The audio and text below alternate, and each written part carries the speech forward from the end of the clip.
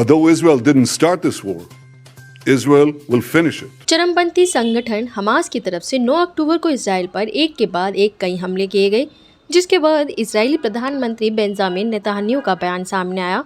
प्रधानमंत्री ने चरमपंथी संगठन हमास को सख्त चेतावनी देते हुए कहा कि इजराइल ने इस युद्ध को शुरू नहीं किया है, लेकिन वो इसे अंजाम तक पहुंचाएंगे। बेंजामिन ने कहा कि इजराइल सिर्फ अपने लोगों के लिए नहीं बल्कि बर्बरता के खिलाफ लड़ाई लड़ रहा है। उन्होंने वीडियो मैसेज में कहा, हम युद्ध नहीं चाहते थे, हम पर बहुत क्रूर तरीके से ये थोपा गया। हमने भले ही युद्ध शुरू नहीं किया, लेकिन इसका अंत हम ही करेंगे। हमास ने हम पर हमला करके ऐतिहासिक गलती की है। हम इसकी ऐसी कीमत वसूलेंगे जिसे हमास और इजराइल के अन्य दुश्मनों की कई पीढ़ियां दशकों तक याद रखेंगी। वहीं नेतन्याहू ने हमास की तुलना आतंकी संगठन ISIS से की। उन्होंने कहा, हमास भी ISIS की तरह आतंकी संगठन है। जिस तरह दुनिया भर की ताकतें ISIS को हराने के लिए एकजुट हुई, वैसे ही इन्हें हमास को हराने में इजराइल का समर्थन करना चाहिए।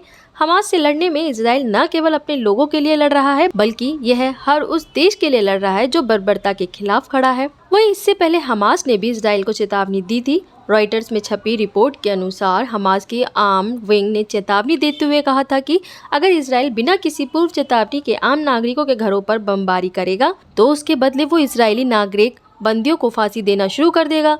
हमास के आर्म विंग के प्रवक्ता अबू ओबेदा ने कहा कि वो इजरायली बंदियों को सुरक्षित रखकर इस्लामिक निर्देशों के मुताबिक काम कर रहा है। ओबेदा ने बढ़ती बमबारी और बिना चेतावनी के हवाई हमलों में मारे गए नागरिकों की हत्या के लिए इजराइल को जिम्मेदार ठहराया। इजराइल के विदेश मंत्री एली कोहेन ने बताया कि हमास ने 100 से ज्यादा लोगों को बंदी बनाया है, उन्हें गाजा ले जाया गया है।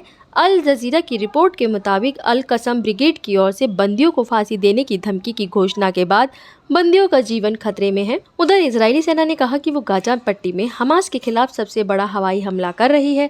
बताया गया है कि लेबनान की सीमा के आसपास के 10 किलोमीटर इलाके के लोगों को शेल्टर में जाने को कहा गया है।